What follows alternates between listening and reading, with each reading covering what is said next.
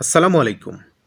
এক ভাই প্রশ্ন করেছেন, জমি কেনার কতদিন পর আমি আরেকজনকে জমিটি লিখে দিতে পারবো? আর কিভাবেই বা দিতে পারবো?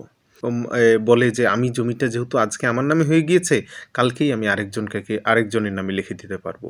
আসলে ব্যাপারটা কিন্তু এরকম না। লিখে দিতে পারবেন, কেন পারবেন না? কিন্তু আগে আপনার নামে নামজারি করতে হবে, অর্থাৎ খারিজ করতে হবে। খারিজ করার পর আপনি খাজনা কমপ্লিট করে রাখবেন। তারপরে যেকোনো দিনই আপনি জমিটা কিন্তু অন্যজনের নামে রেজিস্ট্রি করে দিতে পারবেন। এটা হচ্ছে প্রসিডিউর।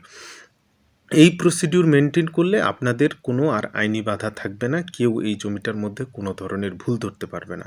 কিন্তু যদি নামজারি না করেই মাঝখানে আপনি যে বিক্রেতা আপনার কাছ থেকে জমি বিক্রি করলো, তার নাম থেকে আপনি আপনার নামে জমিটি ক্রয় করলেন।